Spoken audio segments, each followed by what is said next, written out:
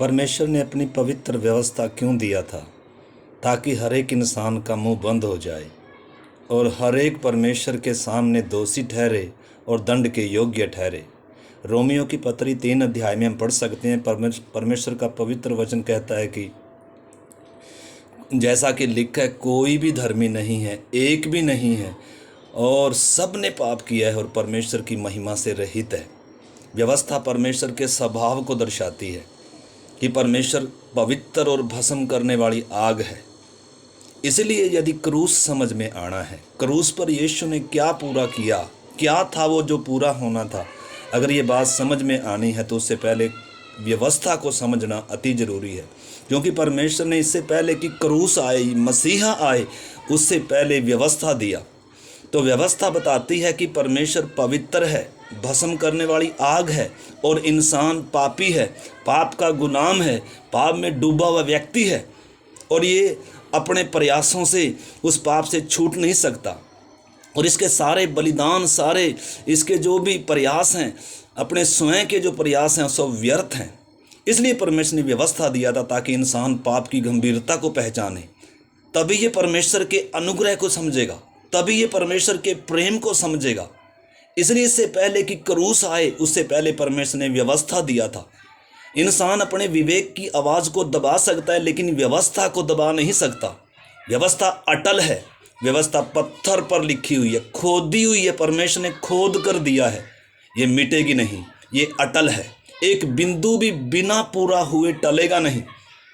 इसलिए अगर हमें क्रूस समझ में आना है, अगर हमें उद्धार समझ में आना है, अगर हमें अपनी हालत समझ में आनी है, तो उससे पहले हमें व्यवस्था, परमेश्वर का स्वभाव समझना जरूरी है। अदेन की वाटिका में क्या घटना घटी? परमेश्वर ने इंसान की सृष्टि किस स्तर पर बनाई थी और इंसान किस स्तर पर आया। तो इस करके उद्धार बहुत कीमती है, और उद्धार परमेश्वर का दान है।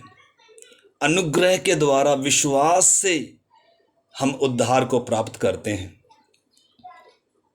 इसलिए व्यवस्था हमें समझना बहुत जरूरी है। व्यवस्था के द्वारा ही पवित्र परमेश्वर का स्वभाव एक इंसान जान सकता है, पाप कितना भयानक है कर जान सकता है, और इंसान कितना लाचार है, पाप से छूट नहीं सकता, तभी जान सकता है।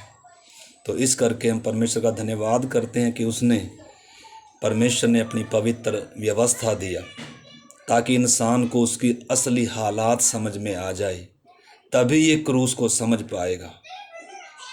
तो इसलिए हम प्रत्येक ने परमेश्वर के पवित्र वचन को, व्यवस्था को, परमेश्वर के स्वभाव को हमने समझना है। व्यवस्था ही बताती है इंसान की असली दशा क्या है, और परमेश्वर कितना पवित्र है, भस्म करने वाली आग है,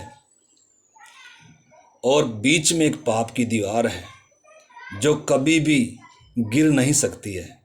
व्यवस्था में इतने बलिदान थे, लेकिन कोई भी बलिदान उस दीवार को गिरा नहीं सका।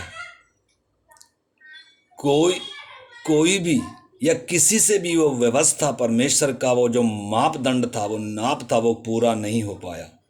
इसलिए प्रभु यीशु मसीह ने परमेश्वर की व्यवस्था को पूरा किया, क्योंकि वो निर्दोष था। व्यवस्था उसके सामने हाथ जोड़कर खड़ी थी। यूहन्ना प्रतीक था व्यवस्था का। इसलिए यीशु मसीह संपूर्ण मानव जाति से अलग है। उसका जन्म ही उसको संपूर्ण मानव जाति से अलग करता है।